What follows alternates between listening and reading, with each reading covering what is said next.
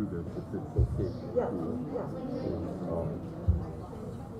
We'll have you speak second. Okay. And I will give a brief bio before the speaker. Okay. And then they'll do their thing, and then I'll give it a second. Okay. All right, got it. That's all I need. Yeah, fine. Thank you. So I'm after Nandita. Thank you for moderating. Well, I'll do my best, but we appreciate it. Okay. And you should ask questions too. Well, I'll do my best. Okay. Thank you.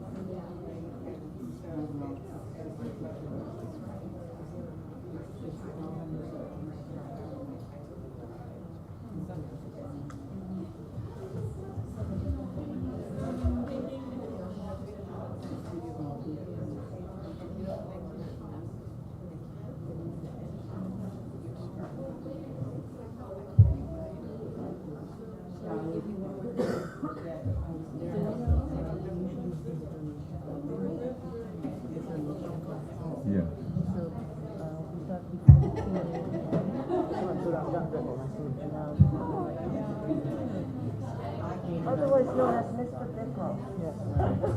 Somebody told me. Before we move to the Q&A. Yes, my son's teacher, Mr. Bickle. So the way we're going to do this is I'll give Nandita's bio, and then she'll say her piece. And then I'll do Molly's Are you bio. the one that does that speaker series at Violani? And now we open up for Q&A. Okay, so before the Q&A, I would say... That's after civic engagement. Yeah. Okay, perfect. I'm citing in my remarks Robert D. Kelly, who was just out at Violani last year.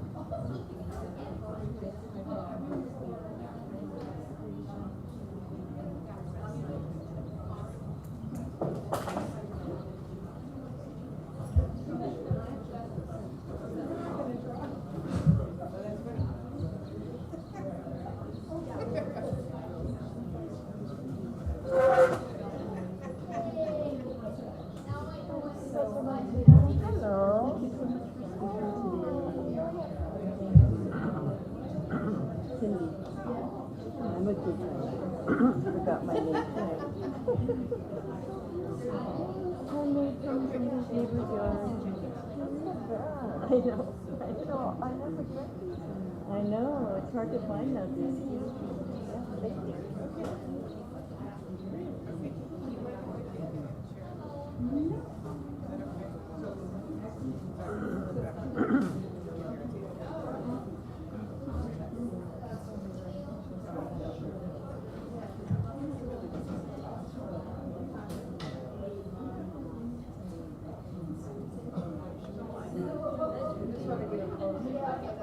Oh, I love that. Isn't it great? Oh, yeah. That's kind of cool. Thank you.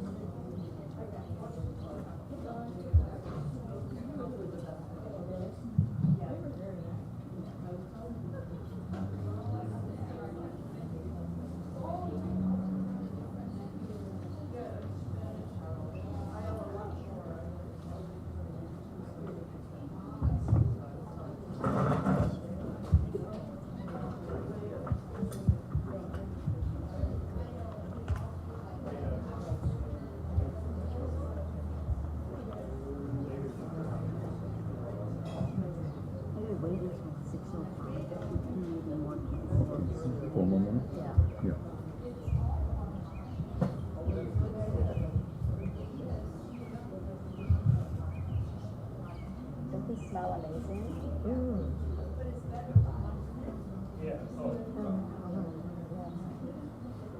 Gay made them.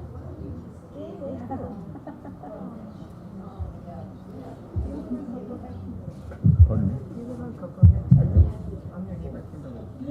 I think I've met you, right? When that monster house, they were parking all along there and blocking our view from coming out into the street. Yeah. Did I? What's that? Did we meet? We've met before. Okay. Once at work. Oh. I was like, oh, they're like, I know, they eat so much. And I wonder where Mr. Fred was like, I'm like, wait, that's my neighbor. Yeah. I just wanted to say that. Thank you for coming. Thank you for coming. Thank you.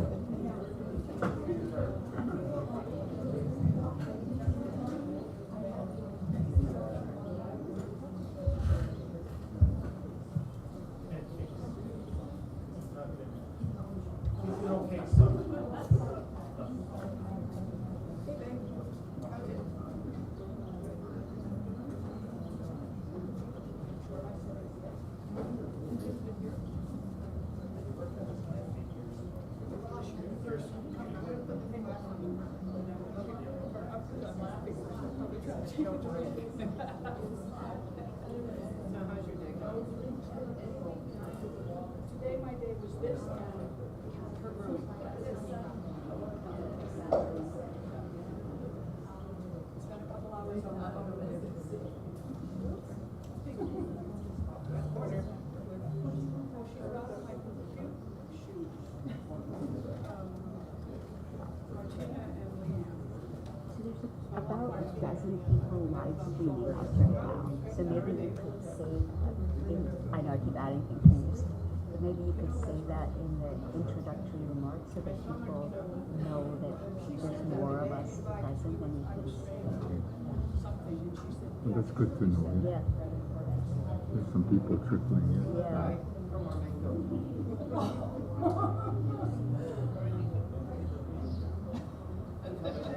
She knows that I want, you know, mango. She's watching her because she's eating. Even though she doesn't eat that. She shouldn't. Some of it's wrong, some of it shouldn't. Look what I just got in the mail. I dropped it in your case and she went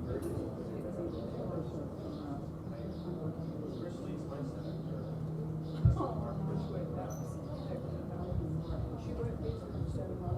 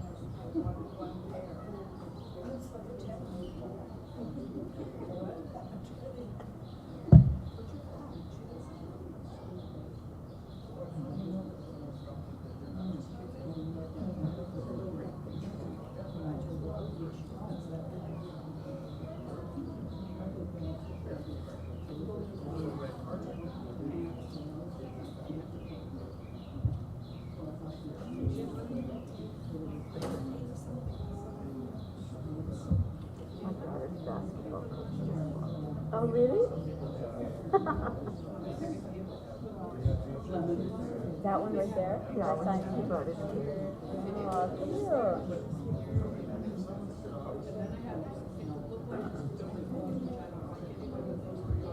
Comes from a political family, you know. Denise noticed that you should get all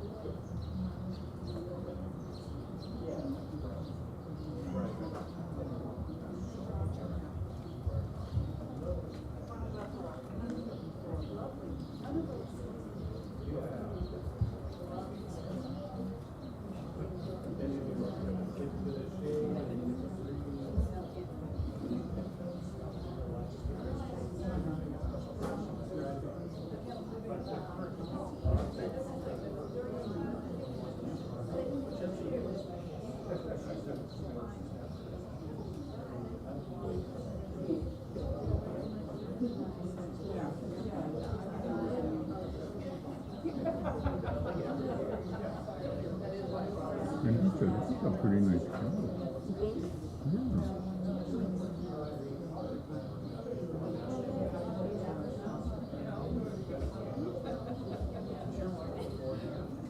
It's respectful. It's respectful. We'll make it work. Yeah. Am I pronouncing your name correctly? Is it Nandita or Nandita? Either way, yeah, either way, it doesn't matter. Because I actually pronounce my own name incorrectly. So no one could possibly pronounce it correctly because I don't tell them what the correct pronunciation is. Just because I was raised in Canada, so this is how I have come to understand my name. You were raised in Canada. Yeah, in Vancouver. Wow.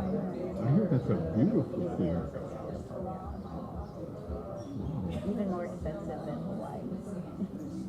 Which is Well, hard that's to hard to imagine. believe, I know. yeah. The food's not as expensive as the Yeah. groceries and stuff, but the housing is out of control. Like it is everywhere. Should we begin? Testing.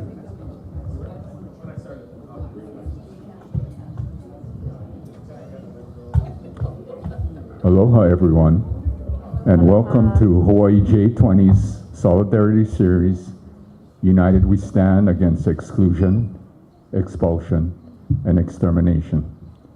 We also want to welcome the audience that is viewing us on live stream, and so we are all here together tonight.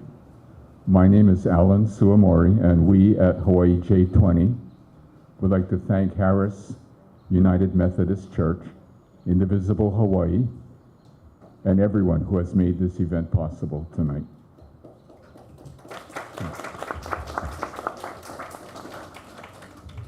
Most importantly, we would like to thank all of you for coming out this evening, taking time out of your busy days to attend tonight's meeting and make your presence known in these difficult and often challenging times. Before we get started, I would like to announce our next event, which will be on Friday, July 18th, and it will be Freedom to Think, Speak, and Act. We are unsure right now about where the location will be, so please check our website and we will keep you informed as soon as we know. Tonight's discussion will touch upon how the current attacks on immigrants, the LGBTQ community, women's reproductive rights, working people, and the poor root back to the 19th century theories of eugenics, which called for the selective culling of the human race based on myths of racial superiority and discredited science. We are fortunate tonight to present three distinguished speakers who will share their thoughts and insights into what the present administration is doing and the impact it is having on our democracy. So without any further delay, let's begin. Our first speaker is Nandita Sharma. She is a professor in the sociology department at the University of Hawaii at Manoa. She is a researcher of immigration controls, nationalism, racism, and state power. She is the author of numerous articles and books on these subjects. She is also a member of Hawaii J20.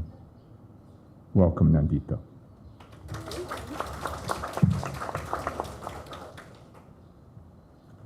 Oh, do you want me to speak? Okay. Sorry. Hi, everyone. It's my pleasure to actually be giving a talk on the relationship between eugenics and immigration controls. But I'd like to start with a little bit of celebration that Mahmoud Khalil has finally been released from immigration detention. And of course, you know, I know that all of us in this room aren't going to stop until everyone is free, but this is a very important start. So I'm going to talk about immigration and why it is that anti-immigrant politics are at the core of Trump's fascist agenda. Indeed, why migrants are in the eye of the fascist storm that is blowing across our entire world. We need to be very clear-eyed about why it is immigrants, i.e. non-citizens, who are the ones being rounded up en masse by heavily armed, masked, and unidentified men and women across the United States. Why it is immigrants who are being hauled out of their homes and their jobs and their cars. Why it is immigrants who are afraid of going to work or to school or to protests. Why it is citizens who stand with immigrants who are being manhandled, held, and even charged with ridiculous made-up crimes. Why it is laws concerning immigrants that are being defied. Why it is court orders concerning due process for immigrants that are being ignored. Why it is protests against deportations that has Trump calling out the National Guard and the Marine Corps. Why it is foreign students who are being told to turn over their social media accounts to the US government. We need to be very clear on why it is immigrants and not citizens who are currently the focus of attacks, because it's neither accidental or coincidental. Starting with immigrants is purposeful, because the entire current political order rests on making a serious and consequential distinction between citizens and immigrants. A distinction that shapes whether someone has rights, whether someone has entitlements or empathy from other human beings. From the start, eugenics, or the politics of claiming that some human beings are better and more deserving of life than others, has been central to the creation and justification for immigration restrictions. While the term eugenics was not coined until 1883 by Francis Galton, the wealthy scion of a family that made its fortune in gun manufacturing, the idea of eugenics had been in circulation since the 1860s. In the 1860s, however, there really were no immigration policies anywhere in the world, but that would soon change. Eugenicists, intent on creating a United States that existed for what they called at the time Anglo-Saxons, were enormously interested and influential in enacting the US's first immigration laws. The three aspects of eugenicism that we're here to talk about today, exclusion, expulsion, and even extermination, were all part of their agenda. Eugenicists saw immigration restrictions as a form of anti-miscegenation policies operating at the scale of the US population. Anti-miscegenation laws, if you recall, were intent on keeping people who were differently racialized, some white, some black, others Asian, apart at a national level. Putting into place new immigration restrictions was aimed at keeping the quote-unquote races apart at a global level. The folks who invented US immigration restrictions saw the US as a white man's country, and they understood that the force of the United States was necessary if they were to realize their dreams of not only racial superiority, but relatedly national superiority. The ideology of eugenics in immigration regulations and restrictions has shaped ideas that there is a right and therefore a wrong type or race of people allowed to make a life and to make babies in the United States. The first Immigration Act of the United States, the 1875 Page Act, was racist and sexist to its core. It prohibited the immigration of two groups of people, quote-unquote Chinese coolies and quote-unquote prostitutes. The primary effect of the bar on prostitutes was to restrict the entry of unmarried women from China as a response to both racist and nationalist fears that they would marry and raise families in the United States. A ban on Chinese coolies was regarded as necessary by those who regarded themselves as the real Americans. They claimed that Chinese workers were taking jobs that they thought belonged to them and them alone. An angry group of white male trade unionists, especially on the west coast of the United States, rioted against their fellow workers and neighbors who were Chinese, and in the process married white nationalist labor market politics with those of eugenicism. In 1910, Robert de Courcy Ward, the co-founder of the group Immigration Restriction League, whose entire reason to exist was to oppose the growing influx of those that they deemed to be undesirable immigrants, stated, quote, "We in the United States have a very special interest in national eugenics, and we have a remarkable, favorable opportunity for practicing eugenic principles in the selection of the fathers and mothers of future American children through our power to regulate alien immigration." His Immigration Restriction League was instrumental in the passage of the U.S. Immigration Act of 1924, which reduced Jewish and Italian immigration to the United States by over 95% and completely barred Asian immigration until 1952.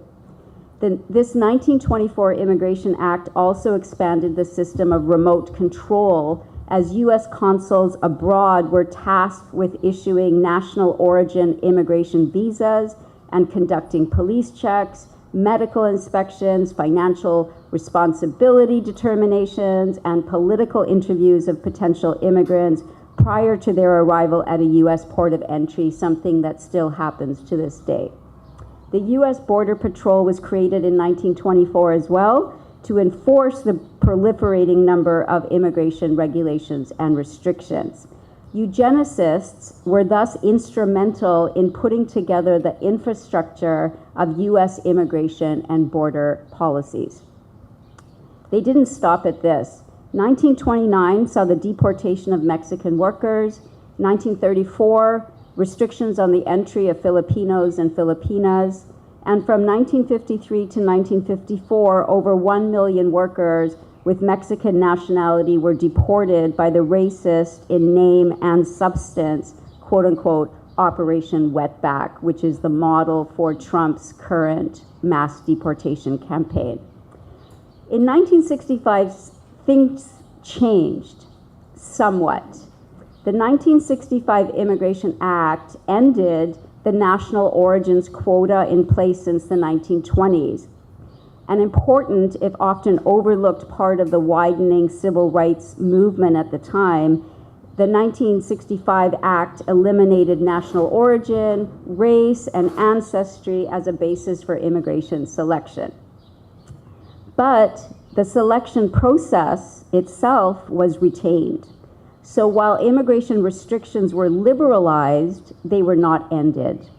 The continued seizure by the United States and all other nation states of control over who moved, where, when, and under what conditions is how we got to the very scary place we are now. As I hope to have shown you, immigration restrictions are not timeless, essential features of how states operate. Instead, the world's first immigration restrictions started only in the 19th century and were only globally universalized in the mid-20th century as the world of empires or imperial states were quickly replaced by a world of nation states. Nationalists around the world claimed that nation states would liberate people fighting colonialism. Many believed them, and many still do. But nation states didn't live up to their promises.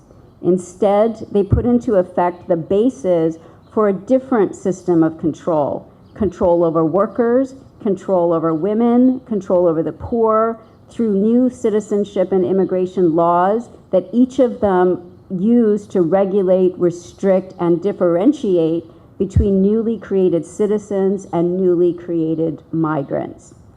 Anti-colonial struggles worked hard at delegitimizing the existence of empire, but not of differentiating between people themselves on our shared planet. Unlike colonial rule, citizenship and immigration restrictions continue to be accepted by most of us. Precisely because national independence did not produce equality or peace in our world, people had very, very good reasons to move. Something that human beings have been doing, of course, ever since there have been human beings, which is about 200 to 300,000 years ago. While immigration restrictions, of course, have only existed for less than 2 centuries. In this new post-World War II world of nation states, passports proving one's nationality have become absolutely crucial. The post-World War II world, presented as a freer one, was in regards to people's freedom of mobility, a world in global lockdown. To enter the territory of one or another nation state, and this is especially so in regards to the nation states in the rich world, of which, of course, the US is a part, national passports are an essential part of authorized cross-border movement. And just as there is a very steep hierarchy of nation states in our world, not all passports are equal. Rich world passports open doors, while poor world passports get them slammed in people's faces. It's contrary to the myth that unauthorized migrants should just get in line, as Trump's jacked up border czar Tom Homan said yesterday in the New York Times, there is no line. Most people in our world will never get authorization to move to the rich world, where the world's wealth and power and peace are hoarded. Which national citizenship one possesses is now the greatest predictor of life outcome, meaning how long and well one can expect on average to live is shaped by which nation state you are a citizen of. Many of us have called this a system of global apartheid. This term purposefully borrows from and draws parallels to the racist apartheid system of South Africa. There, racist segregation and discrimination were enforced and justified by categorizing Black people as citizens not of South Africa, but of various Bantustans invented and absolutely under the control of the apartheid regime. Under apartheid, Black people were said to have their own homelands and thus could not make claims on the government of South Africa because it wasn't theirs. Likewise, those cast as immigrants are told by nationalists to rely on their own nation states, as if that wasn't a cruel joke in a world of such deep and abiding inequities. As poet Warsan Shire puts it in her poem entitled Home, you have to understand that no one puts their children in a boat unless the water is safer than the land. No one burns their palms under trains, beneath carriages. No one spends days and nights in the stomach of a truck feeding on newspaper unless the miles traveled means something more than journey. No one crawls under fences. No one wants to be beaten, pitied. No one chooses refugee camps or strip searches where your body is left aching or in prison. Keeping people out is about creating a wall of exclusion around the things that states, and sadly too many citizens, claim are for citizens alone. We take a world of nation states with their citizenship, immigration, and border regimes for granted. That is to our great detriment. The benefits of citizenship everywhere being severely eroded under neoliberal austerity programs, just as, and again not coincidentally, immigration politics are everywhere intensifying, needs to be paid attention to. The far right around the world, from France to Italy, from the UK to the US, from India to South Africa, are mobilizing against migrants who are increasingly being labeled colonizers and invaders, turning the anti-colonial struggle on its head. A parallel between the economic and social environment of the United States today and that of Germany in the Weimar and especially Nazi periods is clear in today's debates over immigration. Then, as now, the discussion centered on decisions about who was and was not a true member of the nation, and crucially, who should and who should not hold national citizenship. Then and now, these conversations were deeply informed by the politics of eugenics. Who deserves life and who does not? After the Nazis took control of the state in February 1933, they promoted the most limited view of German nationhood, and this became central to its normalization of fascism. In the Nazis' 1935 Reich citizenship law, German citizenship was limited to people racialized as German, those loyal to the Nazi regime, and those meeting fascist standards for physical and mental normativity. As a result, Jewish people, and soon later, people categorized as gypsies, Negroes, as well as people said to have, quote, mental and or genetic deformities, were each stripped of their German citizenship for the purpose of making them deportable. Deportation was the Nazis' first final solution to the, quote unquote, question of the existence of people that they deemed inferior and therefore a threat to the German nation. We now know, of course, that the Nazis' planned expulsion of these now stateless people failed, largely due to the refusal of states around the world to dismantle their own immigration restrictions and admit the victims of fascism in. Refused admittance by these other states, large numbers of the Nazis' victims were forced to remain in or return to Nazi Germany. Nazi concentration camps became Nazi death camps after it became clear that the Nazi plan for deportation would not work. We have not learned our lesson. After the Nazi regime was defeated, many people did their best to challenge racist ideas and racist forms of discrimination. Natural and social scientists alike wrote reports that there was no basis for the idea of separate races of human beings. But nationalism and the citizenship and immigration restrictions that are at their core were not only left intact, most of us were enthralled by them and remain so.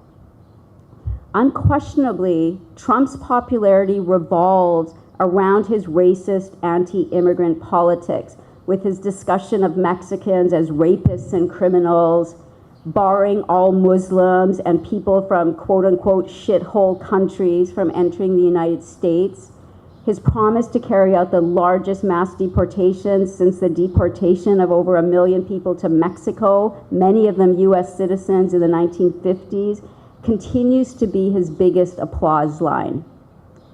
Countering Trump, and therefore fascism, requires us to do more than simply bust myths about the value of immigrants. It is absolutely correct that immigrants create, not take jobs, that they pay more in taxes than they receive in social services, that they are a critical workforce in key economic sectors, that they are less likely to commit crimes than US citizens, that they are on average more educated than US citizens, that they are our co-workers, our neighbors, classmates, and colleagues, that their existence is necessary. We need to do more than justify the current system in which being classified by the US as a migrant, especially an unauthorized migrant, results in being paid less than citizens and working in jobs that are more dirty, dangerous, and demeaning than those done by citizens. We need to ask questions more than who's going to pick our coffee or who's going to process our chicken nuggets if Trump was to deport the number of migrants he said he will. When we justify the existence of citizenship and immigration regimes, what we are saying is that we can live with the deaths that result from border controls. the deaths that result from incarceration, the deaths that result from deportation to places that people have done everything they could to leave. Accepting citizenship and immigration controls is to accept that some people's lives are more valuable than others, that U.S. citizens are superior, and to maintain our superiority, we need to give the state the power to keep the inferior people out, and because people don't stop coming just because we tell them to keep migrants down once they are here with us. We need to call into question the very distinction nation states make between people classified as citizens and migrants. Doing this requires a new abolitionist movement, the abolition of borders, and with them, the end to the distinction between citizens and migrants. Without this, we provide oxygen for the fascists in power today and for those to come. In the late 19th and early 20th century, when immigration restrictions were first being enacted, there were people who rejected them. The industrial workers of the world, or Wobblies, for instance, opposed the racist division between citizens and migrants. They understood immigration restrictions to be the tool that they are to divide the world's working people, and that what created a downward pressure on all working people's wages was not immigrants, but the laws that gave migrants far fewer rights than citizens. Equally, what would end this race to the bottom was equality, not exclusion and expulsion. So let's finally learn this lesson. On this, the summer solstice, the longest and brightest day of the year, it's time for us to brighten up. Thank you.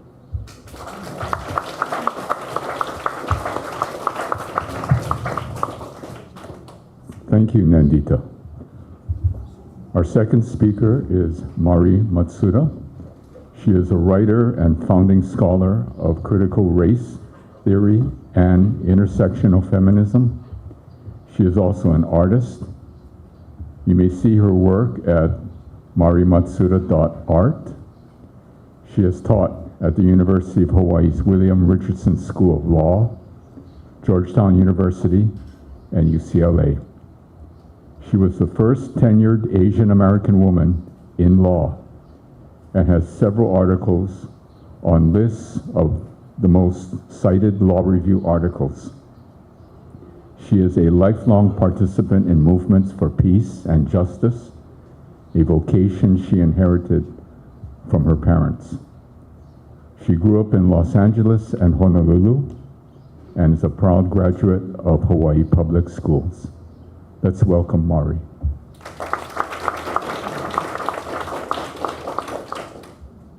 Thank you so much.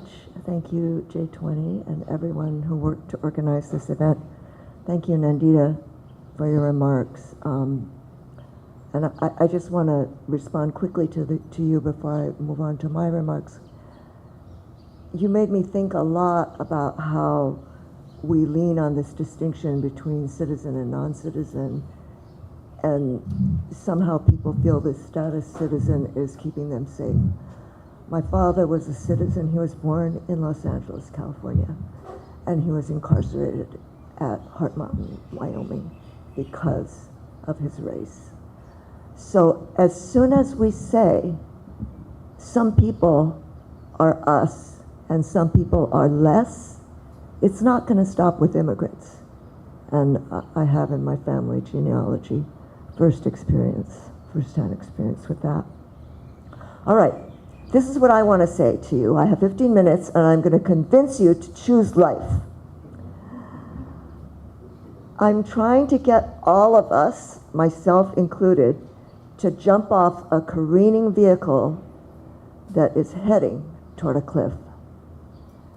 I assume by your presence here that you already know about the costs to human life under the Trump regime.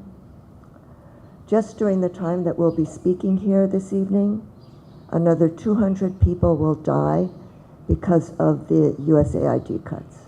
That's just one cut that we made that's killing people. Introducing the United States of America, the world's most powerful thantocracy. Dr. Robin D.G. Kelly calls the United States a thantocracy, a government of death promotion. As evidence, he points to the percentage of U.S. spending that goes to weapons of war, prisons, punishment, in contrast to spending that goes to human needs, food, shelter, healthcare, education. He called the United States a thantocracy before the current Trump regime, before the attacks on science, before the planned budget that will take life-saving food and medicine from poor children in order to make billionaires trillionaires. At every turn, our current regime sets in motion a giant roulette wheel, and your name is on one of those slots. And if the ball drops in the slot with your name on it, you will die. In fire, in flood, in hurricane, from climate denial, from a disease we could have saved you from if vaccines and clinical trials weren't halted, from a preventable plane crash or food poisoning made possible by the dismantling of our safety infrastructure. We are in the process of promoting death. So if someone walked in here with that wheel and put our names in it and proposed to spin it and pick someone to die tonight, we would tackle them and take down the wheel. I know we could do that. The problem is that this death cult is hiding behind its own enormity. What can I, one woman at Harris Memorial Church, do to stop the shutdown of that longitudinal study that might save the life of someone I love 5 years from now from a disease that we don't yet know they have? I don't even know where the lab is, where the grad students are washing out the Petri dishes and packing them up and turning out the lights and leaving to go deliver DoorDash, which I've heard some of our best minds in science are actually resorting to as the next best available job. I can't stay that hand that with one click of a computer can drop a bomb on a child. That might be happening right now for all I know, because the current deranged foreign policy of the United States seems to turn on and off like a light switch, and we can't even keep track. I say loudly and often, you do not do this in my name. But the reality is, the country I pay taxes to is killing people. And I am a coerced and unindicted collaborator. I presume you are here tonight because you, like me, are looking for a way out of coerced complicity with atrocity, seeking a community that can build a path to a better way. And I am so grateful, and I have so much respect for you for coming with that intent.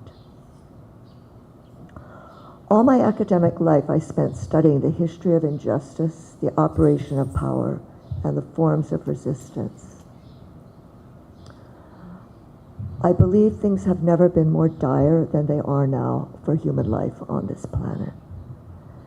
And I offer my thoughts tentatively, not because I am sure I'm right, but because we have to collectively join in strategizing to form the broadest coalition possible to turn this thing around. My history is not one that sees heroes. My history is one that sees people, ordinary people like us, coming together to seize power. So I'm kind of bossy, so I'm going to put my ideas out of what I think is happening and what I think we need to do.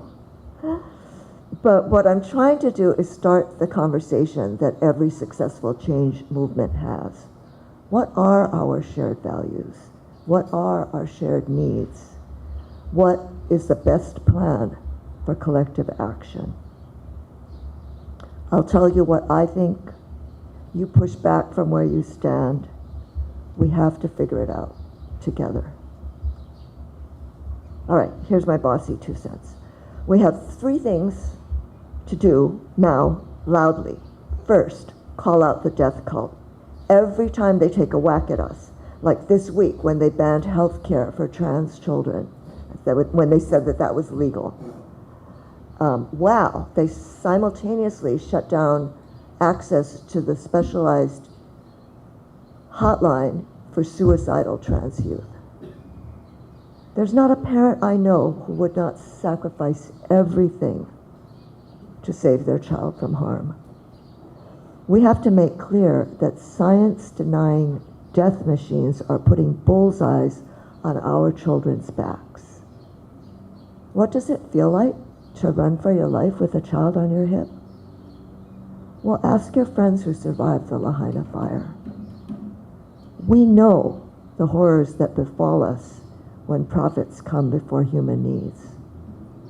But in order to function psychologically, we deny. And that brings me to the second thing. Somehow, we're going to have to learn how to live without denial, but still live in desperate times. It's an insane practice. I love you. What's for dinner? Climate catastrophe is coming. I love you. We should RSVP to that party. Babies are starving in Gaza. All right, this is absolutely not what human beings are programmed to do. We are programmed to keep our head down, move forward as best we can, focusing on our small immediate needs and not big structures of overwhelming historical dimension. If you are wondering why our so-called leaders in the Democratic Party seem frozen, unable to respond with the fight that we need, it is because they are wired the same way, programmed for the status quo, programmed to play to the all-important middle, incremental change, small asks, accepting authoritarian creep. And we'll do this. We'll start accepting the scarcity. Today they'll say, stop watering your lawn. And the next year we'll be lining up for water. We'll muddle by. We'll learn how to do it. I call on us to see how bad things already are, the emergency of the environmental harm that is beyond repair, our regular choice of war when diplomatic alternatives are well developed and available, the unconscionable neglect of human needs that generates unsafety and insecurity and easy manipulation through fear. The triple threat, rapidly escalating wealth inequality, climate chaos, nuclear proliferation, has brought us to the edge of a cliff. And I want us to see the edge and then say, hell no, you are not taking us over. It will require an unprecedented mobilization to walk us back, and massive, audacious steps if the human species is to survive. And we will continue to make our sweet little lives as good as possible, plant our gardens, go to the weddings and baby luau's, and we will have to keep gathering in rooms like this one to figure out how together we are going to fight back. The third thing we have to do, have a concrete vision of what choosing life looks like. We're human, and therefore we're experts in human needs. We spend a lot of time worrying about our health and shelter. Even those, like me, I'm comfortably housed, but I worry about where my kids will live, worry about the students I know, the young assistant professors, the working poor, who are all competing for increasingly unavailable affordable housing. I want to live in a community where all are housed and fed and educated. I hate the vulnerability of growing old on a planet of unmet needs. Every time I see one of those scary local crime reports, the guy on the moped that's snatching purses, I think, That's another kid we failed to educate. I'm not making excuses for him or any bad actor, but just pointing out that desperate times produce desperate people, and building a new prison is not going to help us if we keep manufacturing desperation. I'm so happy to have fellow panelists who are teachers from places like Iolani School. They know what quality education looks like. Their beautifully manufactured campus says to students, you matter. Your learning matters. You are someone we value, and we expect you to contribute great things to our community. We could say that to every single child on the planet, and I promise you, if we gave every child Iolani quality education and the prerequisites for partaking of it, which is a minimally decent standard of living, if we gave that to every child on planet Earth, we wouldn't need to build walls and stockpile nuclear weapons and devote huge swaths of our local budgets to policing and prisons, or the kind of thing Nandita was talking about, this fetish around the passport and keeping people out. You know, as you were saying that, I remember that I grew up without a passport, and I traveled to Nogales, Tijuana, Vancouver as a teenager without a passport. This is a very new thing, this fetish of the border and citizen versus non-citizen. So, as I speak, I know there's a chorus of, but how will we do it? How will we pay for it? We know how to do it. We know what good teaching looks like. I have colleagues up here, all educators who know that. We know what kids need to partake of a good education. Start with adequate nutrition, not what we're currently doing. Do you know that the proposed Medicaid cuts will include 40% of babies going without prenatal care? That is, before they are born, they won't even get those prenatal vitamins that prevent birth defects and lifelong learning problems. What we spend on children is an investment with dividends, and what we don't spend on children is a harm that will multiply exponentially over time. I learned this from my mother, who was a veteran of the war on poverty. She was in the first cohort of Head Start trainers. And she taught me that quality early childhood education has lifelong, proven, evidence-based, positive effects. You can name your metric: future income, staying out of prison, less teen pregnancy, success in higher education, higher outcomes for future offspring. It was proven in longitudinal studies that poor children who went to Head Start did significantly better on all of those metrics than a matched cohort of poor children who didn't get Head Start. You know, Head Start, that program we just chainsawed in the last round of violence against the poor.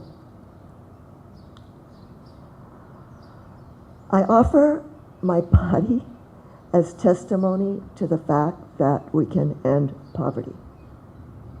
Mine is the first generation in my genealogy that was not born poor. My parents were born poor, my grandparents were born poor, and every generation of hardscrabble peasants before them was born poor. But I was not born poor. My parents were in that lucky cohort who survived the Depression, came of age during the New Deal, when government policy deliberately was designed to grow the middle class, to increase education, to redirect spending to human needs, so that we could all be better off in the stable, healthy war this will create. I will fight anyone who tells me that that is unrealistic dreaming. I am a realist, and I am fighting to outlive the phantocracy. This is not a poor planet. There is manufactured scarcity. We have more capacity now, due to technology, among other things, than ever before in human history. We could get off fossil fuels, feed and house every single human, end war, cure cancer, build schools that are buzzing palaces of learning, produce glorious art and culture. There's a university over in Manoa full of experts who could tell you how to do those things. That's why universities are targets. Thantocracy abhors life-affirming solution. It abhors critical thinkers who reveal that the concentration of wealth in a few hands was the goal, strip mining the planet, literally and figuratively, was the means, and what theorists call hegemony, this false sense that the way things are is the only way they can be, is how they got us to quietly go along with it. Well, historically, at crisis junctures like this one, the Gramscians call it the conjuncture, humans have emancipated themselves from complacency and demanded change. That's how we got the New Deal. If we force the billionaires to stop hoarding, if we stop overconsumption that is hurting our souls and our bodies as well as the environment, if we provide for the basic needs of all, we can cease conflict, drop our military budgets, those sinkholes of wealth, the missile silos where our dreams of mutual prosperity go to die. I am not saying this is easy. I am saying that I choose trying over ceding my grandchildren's future to chaos, scarcity, fire, flood, and war. I'm going to close with one little story, and it comes from this very building. In the last century, a group of us, many different kinds of people, gathered here at Harris to organize for a nuclear-free Pacific. That nuclear freeze movement was the result of little community meetings all over the world. Grandmas in Palau were meeting. Women were gathering on Greenham's Commons in the United Kingdom. Everywhere, people were saying, we choose life over nuclear destruction. And the first major nuclear disarmament and pullback from the nuclear threat was the result. That threat is still with us, but we ended the immediate escalation between the US and the USSR, and that may very well have saved us from nuclear winter. The crisis we face now is actually bigger because we can decommission warheads. We can't turn around habitat and species loss, melting glaciers, bleaching coral. We can only slow things down, make things less bad, and to do that, we have to aggressively and immediately change how we're running just about everything.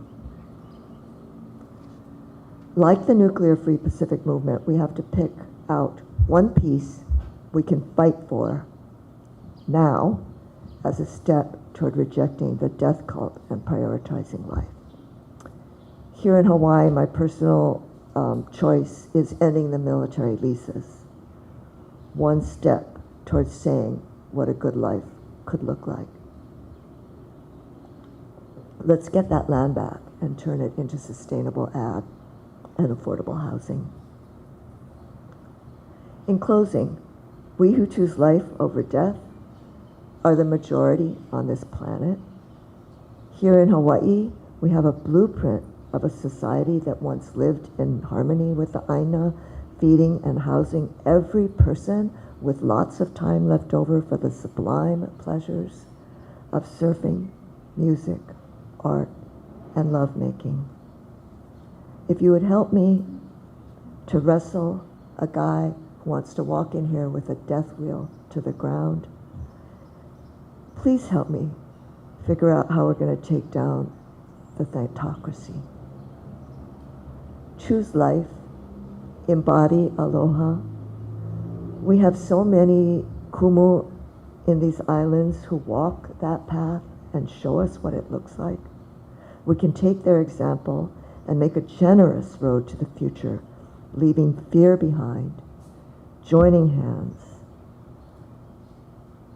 as fellow humans here in this room and in a chain around the globe. It is our very last chance to do that. Thank you.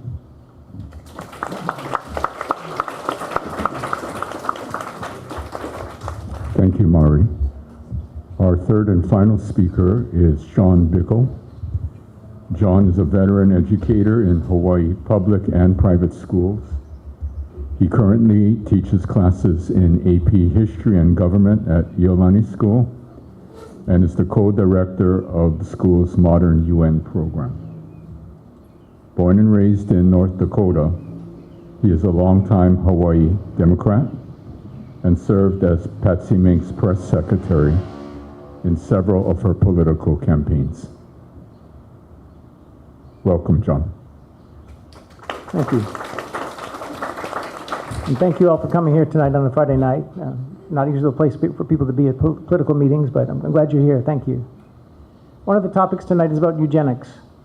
When we think about eugenics, the political movement that's most associated with it in history is fascism. So what I'm going to talk about tonight is fascism, and look at the definition of fascism, and come to the question of to what extent is Trump a fascist. And looking at that question, I think back to Harry Truman, who once said, give me a one-handed economist. All my economists say on the one hand, but on the other hand. I'm going to be like that. I'm going to say on the one hand, we're going to look at definition of fascism and see to what extent Trump is a fascist. We'll take a look at some actions of Trump and see to what extent that's fascist. And then we'll come to a third hand and look to what perhaps the ideologies of the 1930s is not appropriate for the time period we're living in today. Let's start with basic ideology. You're probably taught in school that there's a left and a right, a conservative and a liberal. And you're usually told that there's a little continuum, a line, right? And on the line on the right is the conservatives, on the left is the liberals. And when we think about what is encompassed with those, we might want to think about the values that they embody. And in fact, I would argue that on the left, there's a great appreciation for equality. On the right, there's an appreciation for inequality. But the interesting thing about the left versus right is it doesn't necessarily always work. Why is it that fascists and communists are fairly similar? Because I think there's actually an X and a Y axis here, not just one single Y axis. In fact, there's another thing, which is liberty. And in fact, you have in the center pro-liberty. If you go far to the extreme on either side, you end up against liberty. And that's when you get the right and the left coming together. And so the fascists and the communists don't look that far apart because both of them are very convinced that their ideology is the correct one. So convinced that they need to destroy all political ideologies which oppose it to embody and protect their ideology, right? And both the left and the right, the fascists and the communists, do the same thing. So it's really not quite the same. And if you understand that, you understand a little bit about what fascism is, right? Fascism is that far extreme that supports, number one, a value of inequality, and two, a value of opposing civil liberties and opposing liberty in order to protect that value of inequality. But there's another way to look at this. Not just values, but I actually argue that another interesting way to look at fascism is in groups, to take a look at the interest groups which come together in a coalition. Fascism, I would argue, embodies three key or groups in society which come together. And I would say this is true for the Japanese in 1930s, the Italians in the 1920s and 30s, and the Nazis in Germany in the 1930s. First group are the wealthy industrialists. The wealthy of society come together because they're the ones who are on the top. This eugenics, this whole idea of social Darwinism, right? They're successful because they're better, and they need to be supported. We need to feed them, right? I mean, Orwell in Animal Farm, the pigs need to be fed because they're the smart ones who do the thinking, right? They deserve more. They need that. We need this inequality, right? That's the whole argument about that. So there's that argument about inequality that's there for them. And taking a look at this ideology of the right,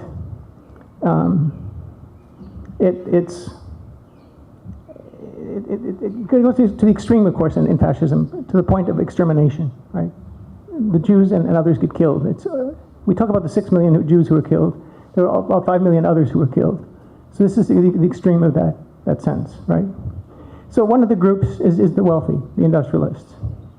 The second group that I think is important are religious conservative groups. Now, a number of religious groups can be oppositional, and Germany has a very interesting part about that, and I'll talk about that probably a little bit later. But the conservative religious groups, the Catholic Church in Italy, very clear. The religious way in which Hitler kind of brings his regime to power. When he comes to power, he changes the belt buckle in Germany, for example. It says "Gott mit uns," God with us. Puts on all the belt buckles. There are these public religious ceremonies and Christmas church services in public squares that become very religious. Mussolini has his daughter married in St. Peter's Cathedral to show how kiss up he was to the Catholic Church. Conservative religious groups, and even in the religious groups in Japan, were very important for Tojo and his support. So we've got the industrialists, we've got the religious groups, and we've got the military. The military and their expansionist policies, the military and their opposition to civil liberties in order they might have control, fit very well with the fascists. When those three groups get together, as they did in the 1930s in Japan, Italy, and Germany, it created fascism. On the left, we have intellectuals and labor union groups.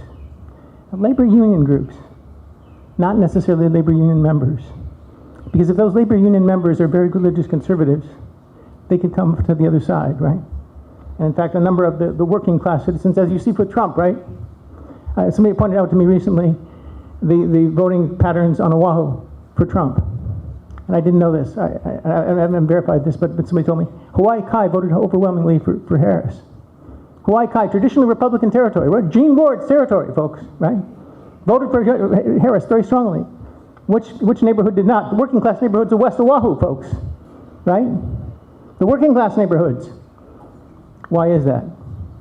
Religion is a key part of that. They're not looking out for their own economic interest. They're being distracted by something else. And that fascism distracts them. Makes them want to believe about the importance of themselves as a person. You are better than somebody else because you are white or you are whatever, right? And there's that sense, I think that's a very key part of fascist ideology. So the labor union organizations and the people often are left when some of the rank and file members don't necessarily fall with the labor union. Intellectuals are another core group that support the left in the opposition to fascism. So what extent does Trump fit into this? I'd say he fits very well. His organization is built among the wealthy, all right? Look, we had Elon Musk, right? And Doge. The billionaires of the country are lining up behind Trump. Religious conservative groups, solidly there. Why is he doing all the anti-gay stuff and the anti-trans stuff? Because he's kissing up to the religious right, correct? Certainly not, and they're all part of his kind of a personal philosophy before he became a part of politics. He looked very much like a libertine, right? Not a religious conservative, but he's now kissing up to that. And by the way, there's an interesting parallel with both Mussolini and Hitler, who personally don't exhibit a lot of religious inclinations, but publicly they wanted to look like that, right? So the very same thing with Donald Trump, interestingly enough.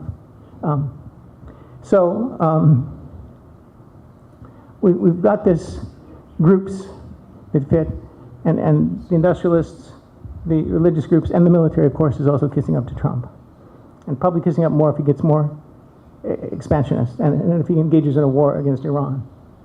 We'll see more hail to the troops, more flags flying around people's yards to try and show their patriotism. So yes, to a great extent, Donald Trump is a fascist by that definition. Let's take a look at some other parallels. And I admit I pulled these off of my favorite AI, which is Perplexity AI. Authoritarian leadership and cult of personality. Cult of personality is another key parallel, right, when we take a look at the comparison between the two.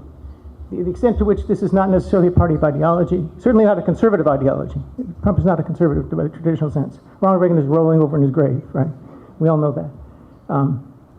It is about Trump as a person, and that very, very much is there. Nationalism and populism, very key core, right?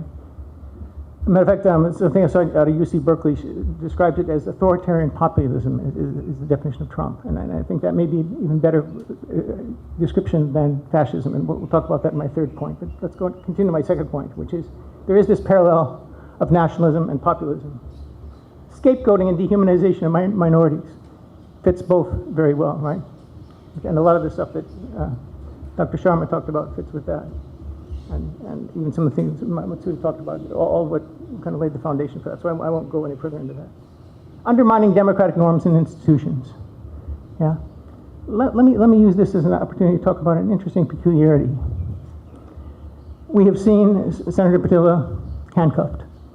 We have seen politicians in Minnesota killed.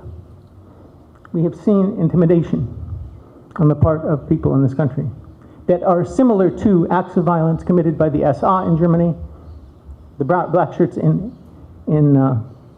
Italy, and the Kempai Tai in Japan. But there is a difference, folks. In Germany, there was the SA, or the stormtroopers, or the brown shirts, right? They were first, by the way, a party organization, not a government organization. And similarly, the black shirts in Italy were a party organization, not a political government organization. The Kempai Tai were not. They were entirely a government organization. I don't see in Japan quite the equivalent of the brown shirts and the black shirts. But in Italy and Germany, there was this organization. The difference between Trump today and those the 1930s Italy and Germany is that there was not a coordinated organization in the United States. There's no equivalent brown shirt or stormtrooper, right, that exists across state lines. These are acts of individuals, lone wolves, so to speak, right, that are committing these acts of violence, similar to the acts of violence committed by many of the fascists in the 1930s, but not in the same coordinated fashion. But let's take another look at Hitler. It's very bizarre. In a couple of occasions, the brown shirts would go and commit these terrible acts of violence against Jews. Hitler goes on the radio the next day and says, "This is too far. We are better than this." Yes, Hitler said that. We are better than this violence. He wanted to look good. He talks out of two sides of his mouth, right? And he got away with it. It's amazing. The same thing that happens with Trump, right? He's able to talk out of two sides of his mouth and say two different things, right? We take a look at the first concentration camp, Oranienburg. Hitler took the press on a tour of that camp. Did George W. Bush take us on a tour of Guantanamo Bay? No. Who's the better Democrat? The answer may be Adolf Hitler. But again, just because he had this two-sided way about himself. So it's kind of interesting to look at that extent to which there is this paramilitary organization in the country, which we don't have yet and hopefully won't have. But that's kind of an interesting kind of quirk of the situation. But he certainly undermines democratic norms and institutions. Use of crisis narratives and fear-mongering, right? I just heard on the radio today, the number of national emergencies we've declared is a record, right? In the first 100 days, we have more national emergencies under Trump than the last, 4 or 5 presidents put together. Everything's a national emergency, and that fits very well with what happened under the fascists. Particularly, again, take a look at what actually happened under Hitler.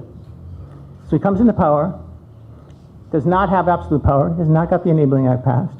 What happens? A man named von Lübbe, a Dutch communist, a foreigner, lights a match, which burns down the Reichstag in Germany, an act of terrorism by a foreign communist, and that gives him the excuse to pass the Enabling Act. Basically suspending the democracy, right? It's all over, folks. Because we have this terrorist threat we have to address. And therefore we have to be able to arrest people without a warrant, and with that, he uses it to abolish the Social Democratic Party and make the Nazi Party the only party in Germany. And there again is a key difference between the fascists and today. There clearly is still a multi-party system in the United States. Otherwise we wouldn't be here, right? They would abolish this meeting. This meeting would legally not happen, but it is happening because we do have a multi-party system, thanks be to God, and we need to keep it and defend it.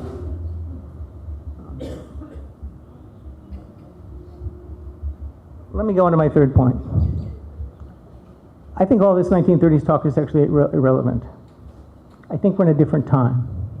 I mean, we can see the parallels, we can talk about the ideology, we can talk about the definition, we can talk about to what extent Trump fits, but let's look at the facts. We're living in a time, beginning in the early 2000s, in which various leaders throughout the world have come to power based on nationalism, based on restricting democracy, creating illiberal democracy, but not necessarily creating Holocaust, not necessarily creating legal one-party states. The poster child here is Vladimir Putin. Vladimir Putin did very well, and I was actually in Russia in 2001, and it was very interesting to talk about Putin. He got to power through a democratic election and turned a democratic country into an illiberal democratic country. It still has elections, but the media is stacked. The votes are stacked. The extent to which people hear about candidates are stacked. And of course, take a look at his number one opposition was Navalny, and he ends up dead, right? So there's this intimidation to the point of murder and assassination that happens in a country, but that does not necessarily revoke the democracy, right? There is an element of democracy still there, but of course it is not effective, because although you may have the process of votes, you don't have the principles of liberty and equality that are essential for the running of a fair process of democracy. So I think that's where we're at today. Why is that important? Well, it's important because we need to know how to fight this thing, right? I want to talk a little bit about Kulturkampf. Kulturkampf was a system both under Otto von Bismarck and Adolf Hitler. Attempt by both leaders to try and unify the religion of Germany. In both cases, they failed. I want to repeat, Hitler failed. Hitler did not have absolute power when it came to religion in Germany. He failed. Why did he fail? Because the Catholic Church stood up to him. And there's kind of an interesting story there as well, by the way. Looking back at the kind of the core constituencies of Hitler.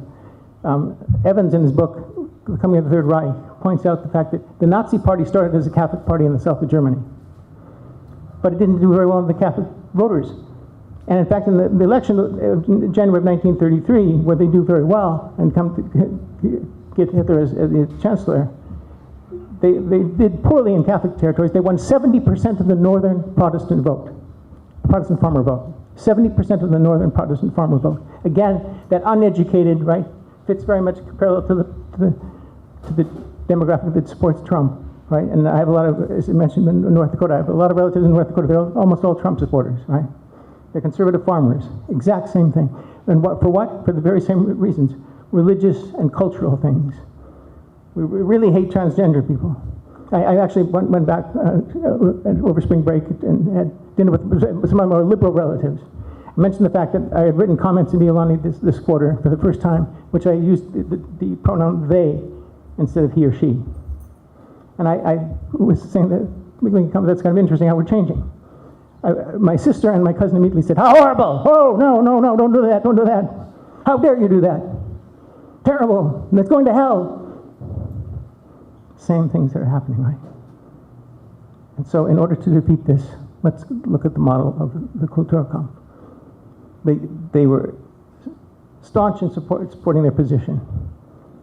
They took, co-opted one of the values of the Nazis, religion, in the same sense in which there was the reconciling church in Germany, and there was the Catholic Church opposing to the Kulturkampf that stopped Hitler from having a single unified church. The one case where Hitler was able to be stopped. Hopefully we can do the same and stop more than just that under Trump. Thank you.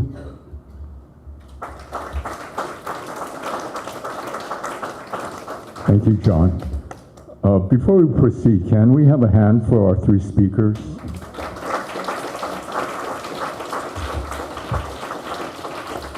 Before we open the floor to your questions, I would like to respectfully ask that Hawaii J20, we're a grassroots community-based organization.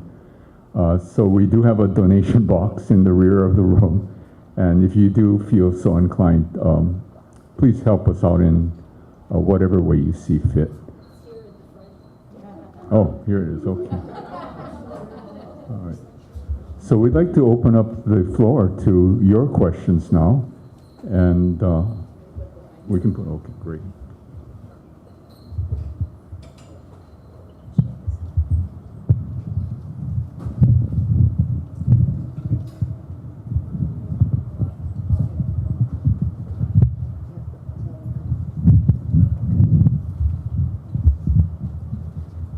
So please come up and and share your questions. So, I'd like to ask a question of the third speaker. Is it possible? You have to go closer. Is it possible that ICE could be turned into a brown shirts, black shirts sort of group? I don't necessarily think so. I think because it's too focused on immigrants. And although immigrants are a key part of this cultural wave that they're projecting, it doesn't get at what the key part of fascism gets at, which is the opposition to political opposition, the unification of the politics under one party. And so therefore, I think ICE is intimidating, and it's a part of the violence which is going to contribute to a move towards fascism, but I don't think it's going to be the SA of our time. I don't know. Either of you want to comment on that? I think there is an extra-military, extrajudicial threat that is a new form. We don't have brown shirts with uniforms and goose-stepping and ranks and all that. But I think there is organized violent opposition.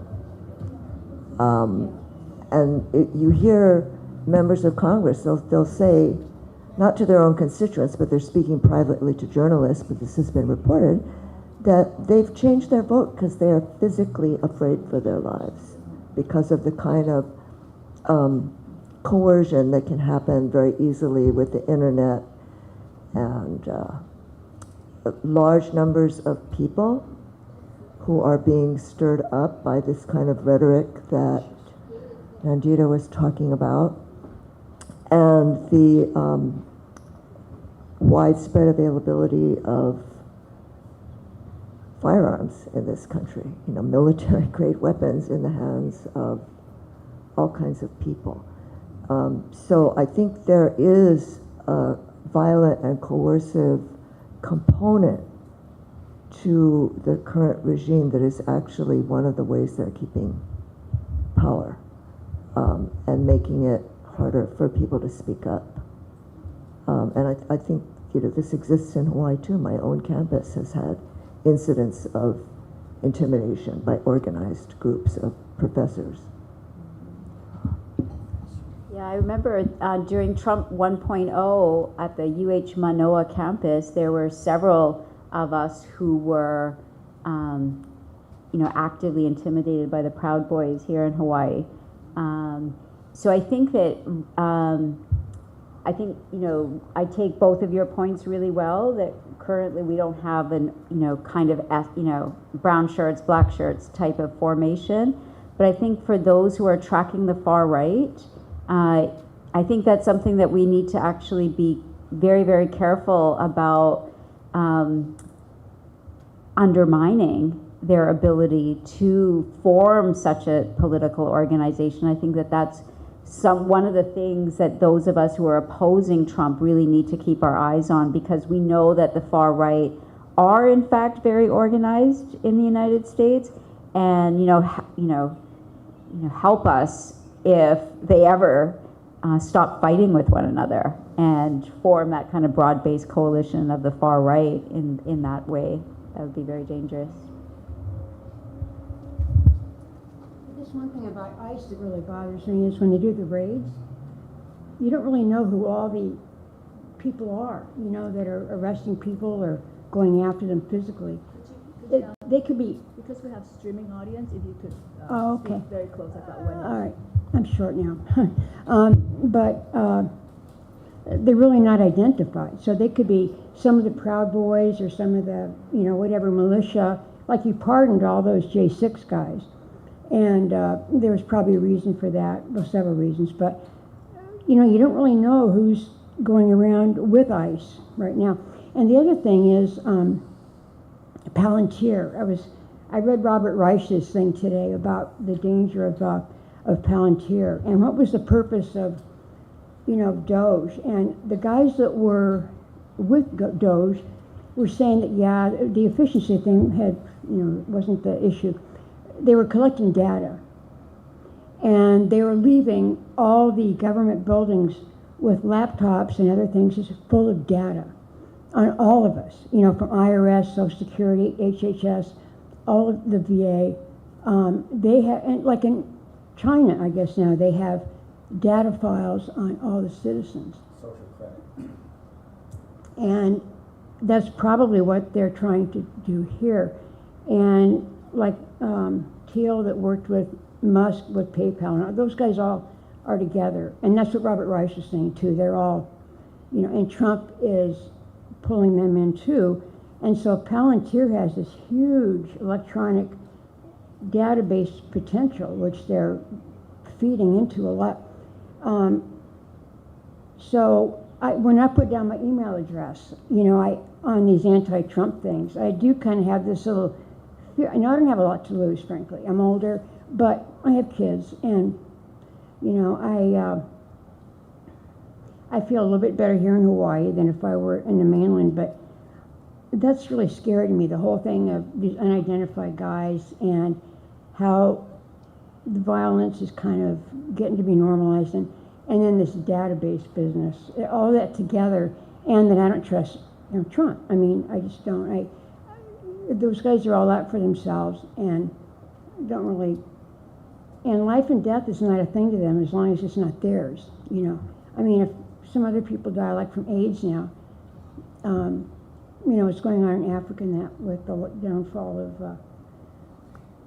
you know, the programs we had for AIDS and different things, and I don't know, it's just, all that together is what scares me a lot. And whatever I can do, like, they have the data already. I don't think we can do much about that. They already have that. I don't think we can, you know, go back on that, and so that's my fear. Whoever has any comments about all of that, I'd appreciate it.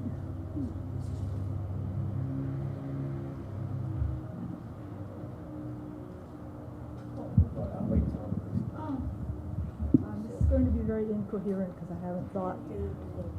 Sorry. Oh, darn. Yeah. This is going to be very incoherent because I haven't thought it out. But talking about what is the way forward, what can we do? I, in my humble opinion, prefer to just answer the question very directly. What can we do to bring down the debt in opposition to what Trump is doing?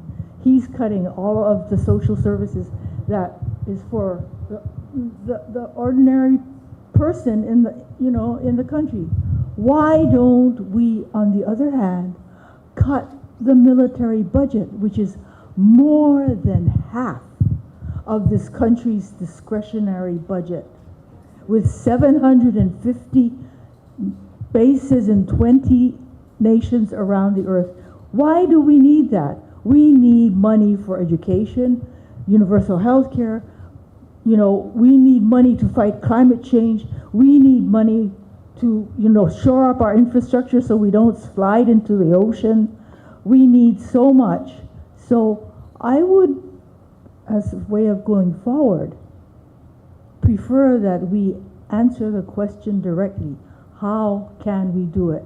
And not dance around what Trump is saying or whoever else is saying, you know, because we know, as you folks have said, we know the answers to how we can get it done. And we know all the little details. So I would suggest that as a way forward. I think you're right. People want to hear specifics. Positive specifics. Yeah. So I want to offer something very specific that I actually cut out of my remarks, so I'm glad you asked the question in the interest of time. When we were organizing around the nuclear freeze, one of the big issues that came up, especially in Hawaii, you know, they would never confirm or deny that we had nukes at Pearl Harbor, but we knew they did because they had nuclear submarines. They, you know, and large numbers of ordinary working people in Hawaii depend on those Pearl Harbor jobs. They're good jobs with benefits. And, you know, I have cousins working those jobs, and it's hard for a high school graduate in Hawaii to find a good job with benefits and a pension plan. You know, Democrats always win in Hawaii, they say, but Nixon won in Hawaii because of that fear that the anti-war movement would shut down all the military in Hawaii and everybody would lose their jobs. So what was offered at that period, it was an actual legislative proposal, was something called the Transfer Amendment, where we would take the money from the excess spending on defense, but we would put it into specific infrastructure power and guarantee that projects and guarantee that no one would lose a job. And at that time we were talking about things like public transportation. We were talking about building the rail in Hawaii then, which would have made a lot more sense and been a lot more cheaper. Housing, but also we were talking about clean energy infrastructure back in the 70s. Why? Because we had had a gas shortage, so we didn't even know about global warming. But we knew that we were vulnerable because of our dependency on fossil fuels. And we were worried about things like air pollution. Not that we would lose the whole water table. So I think we need to bring back those plans, and we have to put the numbers on them. And there are people that are working for this. The Working Families Party, others who have actually come up with proposals. But you mentioned the deficit, and I think that's something we need to talk about too, because it's true that we're running up this horrible deficit by giving money to billionaires. That makes no sense. But there are times, like the New Deal, when we ran up a deficit to fund job creation. And then people paid taxes, and that built our economy. And in the end, it wasn't deficit spending.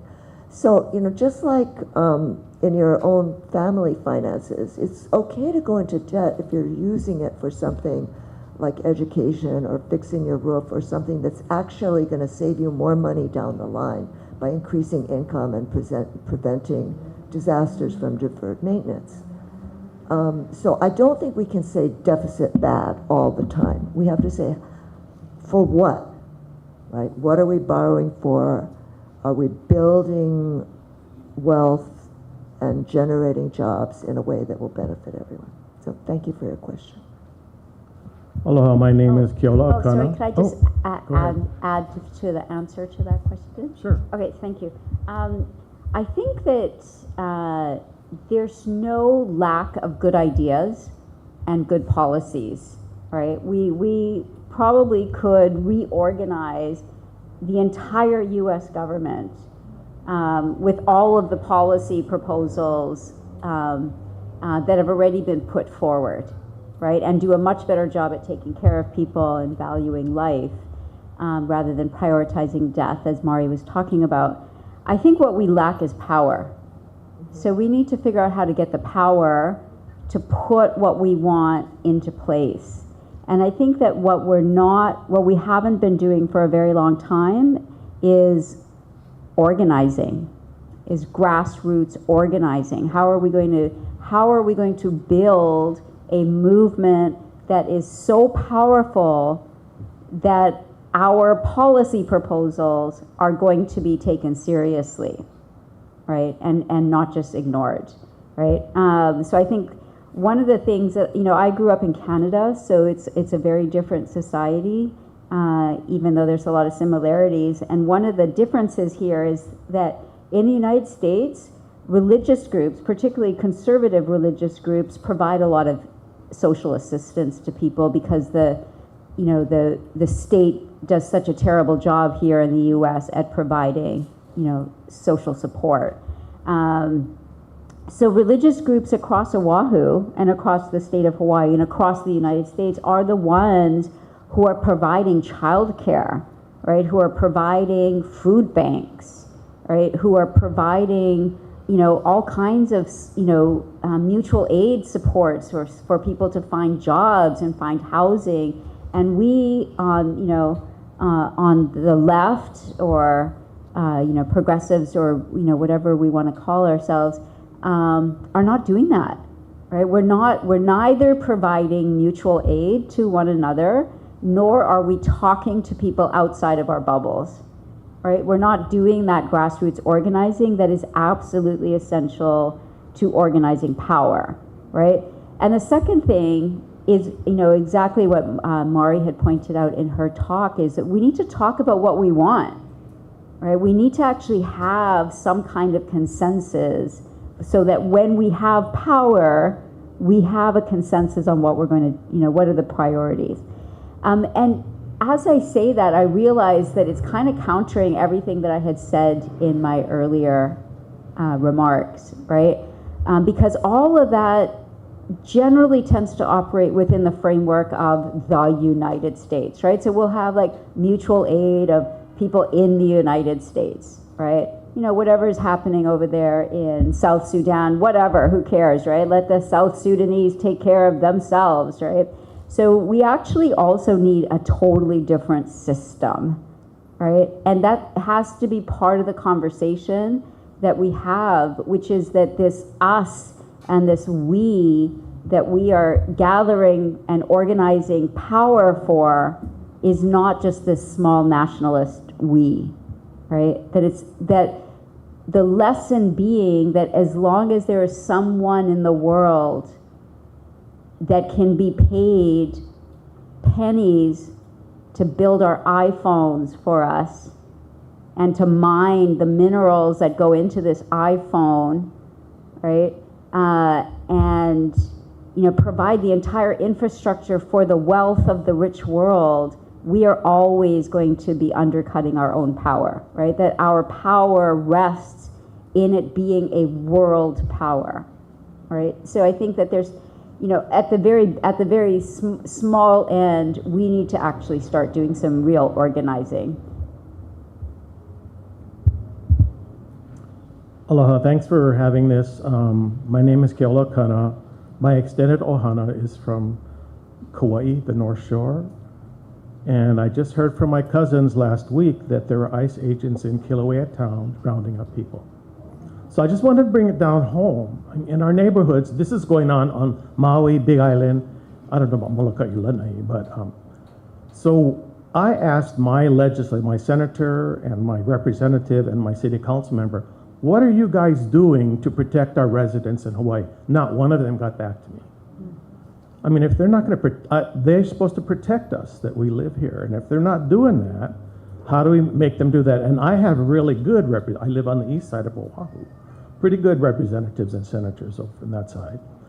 So how do we get our legislators to protect our rights?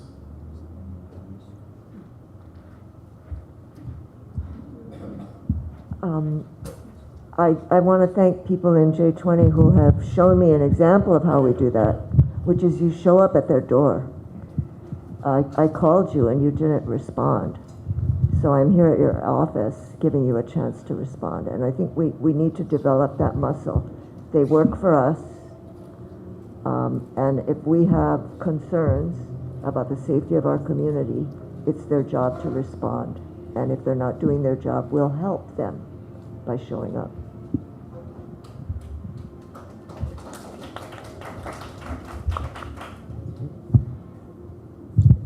Hi, my name's Thomas Brandt.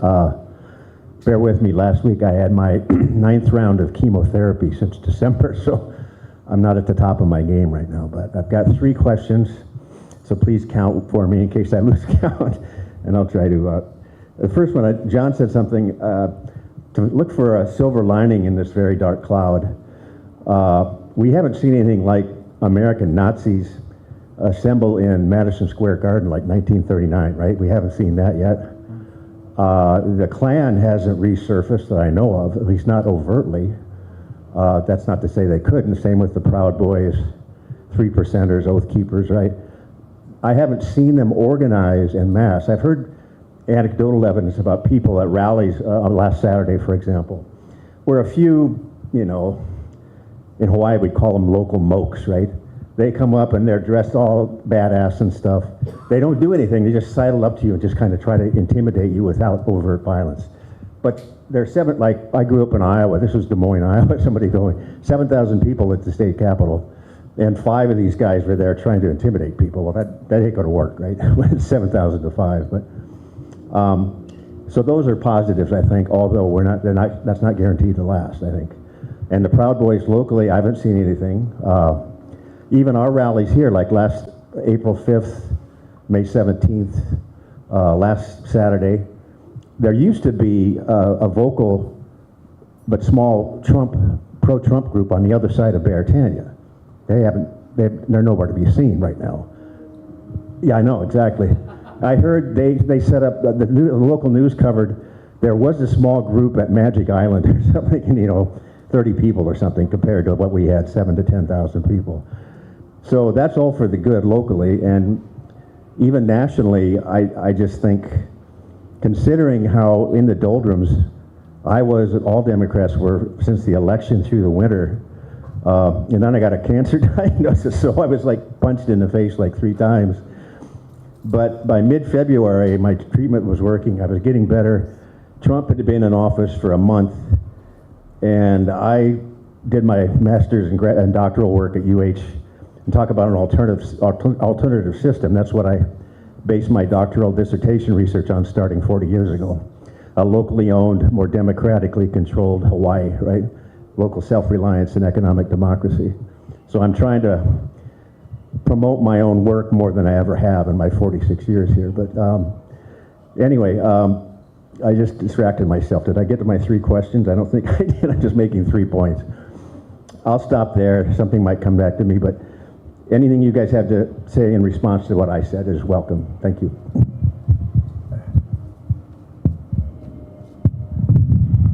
I want to thank you because I think you did something important that we're sometimes forget to do, which is your cheerleading for us. 10,000 people in Hawaii, all kinds of people, ordinary people, people I went to school with that I was very surprised to see. They're not overtly political people. Just their sense of human decency is bringing them out to stand up. So that is something we should celebrate and figure out how to mobilize and organize around. So thank you. Hi, I'm Donna Buscemi. I've noticed in our meetings that we hold, our constituency is aging and mostly female. And I noticed that Trump's message is very egotistical, male, I am better than somebody else. And our last turnout this last weekend was a lot more younger people. But what I need to know is, how do we break that conversation? How would you approach your 20-year-old nephew? What icebreaker would you use to bring up this conversation without offending? And how would you get that started? Because we have to work with them, we have to get on the media, and we have to start that conversation. Thank you. I think I would start by asking them the question, what do you care about? What issue do you care about? And I think, frankly, and almost any answer to that question, you can lead to a good answer, right? If they care about their economics, they're not going to get better economics under Trump unless they're a billionaire, right? If they care about civil liberties, they're not going to get civil liberties unless they go with opposition to what Trump is doing. So I think if you kind of focus on that, you can lead to an answer.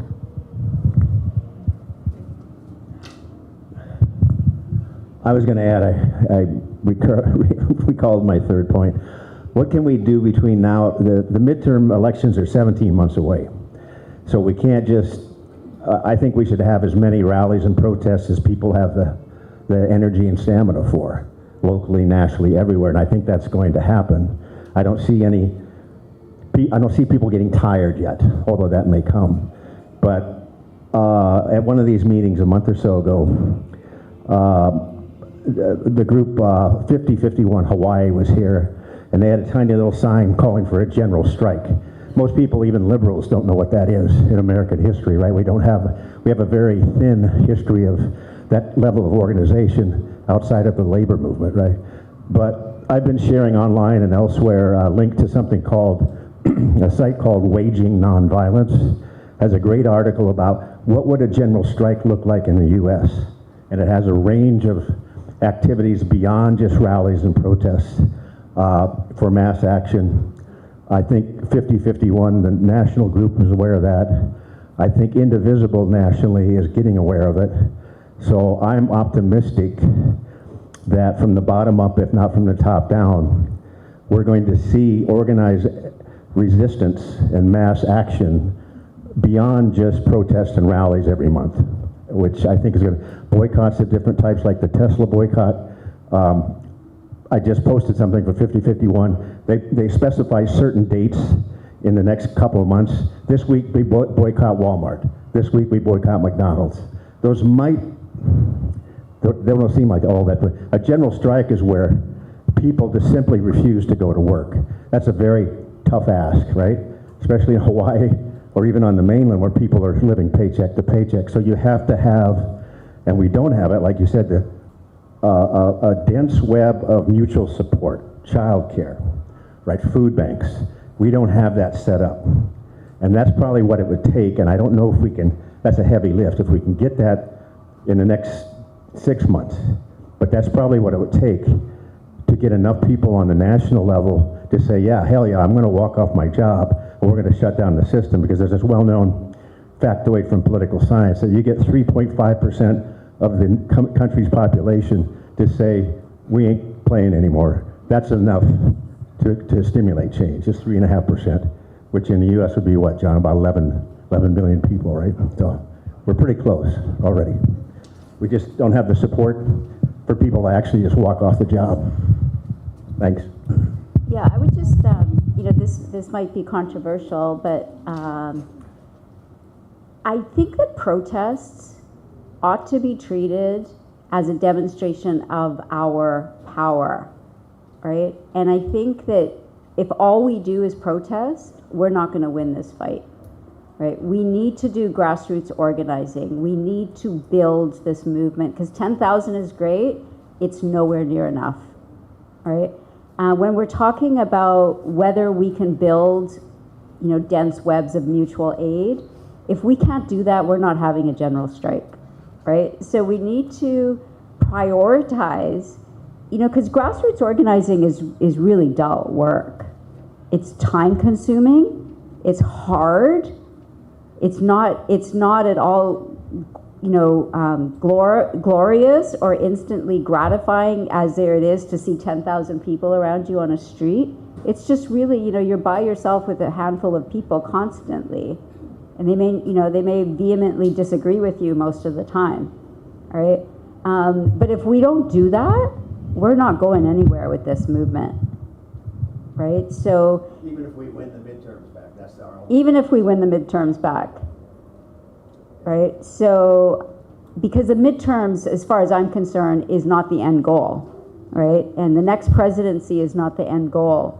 There's something much deeper that is wrong and rotten with this society than just who's in power right now, right? So, you know, one of the things that J20 is doing in July is a small group of us here in the room are going to the Big Island, where there's a lot of ICE raids, because there are a lot of businesses on the Big Island that rely on undocumented workers for their ability to make a profit, right? So we're going to be training the activists on the Big Island to set up a rapid response network for ICE raids, which was a previous question. Someone had a previous question about what we're going to do about ICE raids.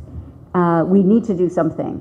And it's those actions, it's, you know, people take great risks when they feel like they're part of something big, right? Not just this kind of superficial feeling like, you know, I'm here with a bunch of people that don't like Trump. It's like these really strong sense of collective responsibility for one another. And I think standing up to the ICE raids is one way that we can build that level of sacrifice and personal risk that is going to be necessary to defeat fascism.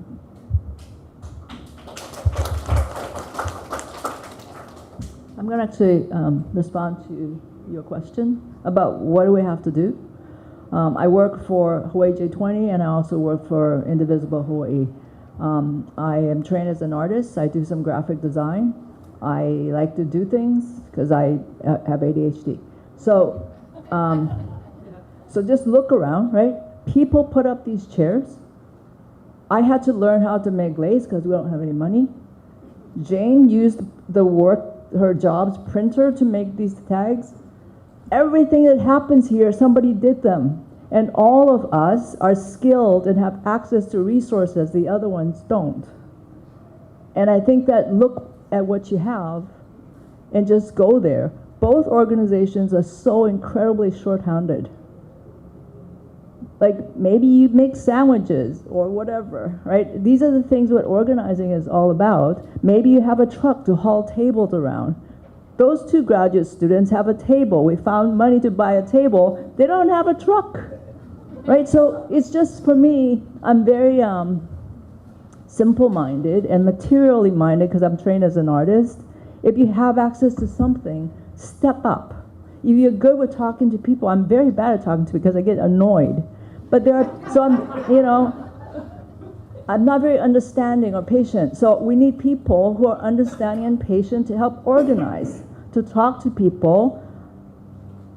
So I don't know, maybe we need to so if you want to do something, think about what it is that you can do, the resources that you have. Maybe you have restaurants with people in the kitchen who are freaked out because they might be deported. Is there a way to talk with your fellow restaurant owners on putting up signs like the typical you have to wear a shirt, like no ice here. Just put those things up. Get all the restaurants to put them up. You have access to power already. And stop asking, just try it. That's where power comes from, just trying it. And the people go, wait, no, you should put absolutely no ice here. And you go, okay, I'll try that too. Right, just try it. Jane has a printer at work. She'll print them for you, I think. Jane? No. Okay, maybe our printer sucks, so we asked Jane. But, I learned how to make lace, so I can do that now. That's all.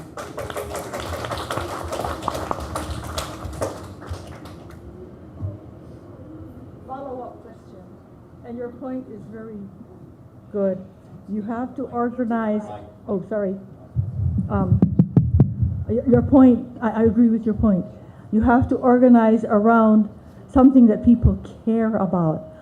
I love watching Rachel Maddow on MSNBC. She only is on Mondays now because she is very focused on what can we do. For the first 100 days of President Trump's second term, she concentrated on showing all of the huge rallies around the country and people standing up for somebody who is being grabbed off the street and demanding that they give him his freedom. And in some instances it worked. And what she's saying is, or what she's showing is that people are fighting back and they are winning, and we need to know this. But the main thing in those groups is that they really cared, like on the Big Island, about those people that are getting grabbed, off the street by ICE. Neighbors. They care And about their they, neighbors. right, anyway, so like what John is saying, ask them questions. We need to find out what people care about that we can organize. If we're going to organize, we have to find out what we can organize around. And that's the big question. I don't know.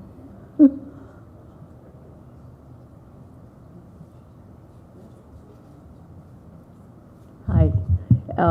I retired and came home to Hawaii to take care of my mom. And so I'm trying to figure out what to do. So I've been working with the Indivisible group here in Honolulu. And one of we had a speaker who was really amazing. She'd been organizing, grassroots organizing on the mainland, in Ohio and in Northern California, and then now in Hawaii. And so, but she's now hit an age where it's very difficult for her to do it. She was talking about the MAGA creep along the West Coast, along Waipahu and all the way through to Waianae. And so with respect to what you were saying about religion and culture and some of the things that motivate people when, you know, they're actually working against their own interests, it was really, it was wonderful because I learned about what we need to do. And she said we need to actually find people in those communities and groom them to become leaders, because they're the ones who can talk to the people in their communities. So the people at our meeting were Asian and Haole, and we're not going to be able to go into the community because we don't fit, and we are seen as sort of the enemy. So my question is, are you working in communities? Are you working in some of those communities? And I need to actually know whether I can do anything to help with those efforts in those communities. And just as a little story, I've been talking, so this woman has been helping me move and clean, and she's a Filipina, and she's very, I feel like she has a handler to, so she believes that Trump has been ordained by God to be president. She thinks that I don't like Trump because I'm not Christian, but I told her I was raised United Church of Christ. Is that Christian enough? But and then when I raised the question about would God condone the killing of the state senator in Minnesota and her husband, she said yes, because they're the enemy. And that totally shocked me, because she's generally a very sweet, kind person. So this is where I'm thinking about what you were saying, religion and culture, and I'm really scared, and I don't know so I just stopped talking because I realized that I didn't know how to talk to her. So I'm not the one who can do that work. And so I just need to know what I can do and where I can do it, because, okay, so if you have any advice, I'm ready to work, even if I'm still also doing my old work. Let me respond a little bit. One, I'm very concerned about the kind of silos we live in, the media silos, and the narrow casting in our media. And I think that people are in their own bubbles, right? And in order to be able to succeed in the 2026 elections, we need to be able to get out of those bubbles and get to the other side and to the independents. And that is kind of difficult. And I think in this case that's really difficult because you're not accepting human life, right? I think the thing we have to do is ask them the question, what do they care about? We need to be able to go to the conservatives and point out the fact that in some cases conservative values are being violated by Trump. And I think very interesting is what's going to happen with this situation in Iran. Because Trump ran on being the non-war candidate. His base was really coagulated around that idea of no war. And if he violates that himself, he should pay a price in losing some of his base. But we've got to be there to point that out to them, right? We've got to point out the extent to which that they're being hypocritical. And I think that we can do that. And I think in the case of the person that you're talking to, point out they're hypocritical. Did Jesus support the Samaritan? Yes, right. It's the Samaritan who helped, not the others, right? You go and reach out to those who are your enemy and love your enemy, and that's clearly what you say. You don't worship the death of someone. I don't think it's going to work. And in some cases it's not going to, but in some cases it will. And it's winning the 2026 election, which I think is not going to be as easy as we think, is going to be built around succeeding in those margins. And the places we can pick off voters, not the ones we can't pick off, but there's some out there we can pick off. I think even more than the war Iran versus Israel, if the U.S. gets involved, I think what's going to hit home are the Medicaid and food stamp cuts. People are going to feel that. A war halfway across the world, they might not like the idea of it, but it's not hitting them in the pocketbook every day. So I'm hoping, well, that sounds perverse, but they're going to suffer, and I don't like to see that, but I'm hoping they have an epiphany or something, right? They realize I've been conned all this time. They see the light or something, right? So.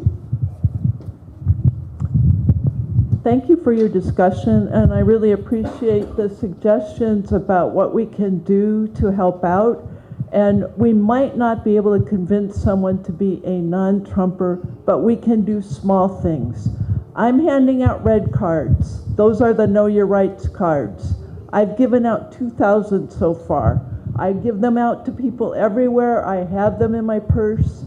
People might not be convinced to join the Republican Party or not join the Democrats, but they might be able to be convinced to help out their neighbor, their gardener, the person who cleans the hospital that they go to, etc. I think that's a perfect way to end this evening. I want to thank everybody here. Your presence here is so important. I think we all learned that we have to stick together, help each other, move forward. Can we have a hand for these three speakers?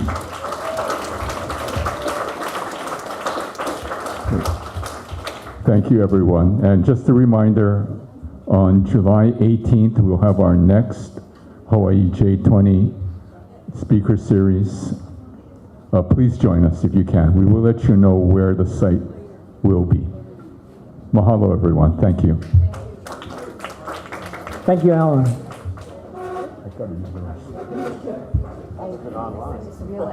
I know you could see yourself as that good, but I'm that guy in the flesh. I think we met a long time ago when I had long hair.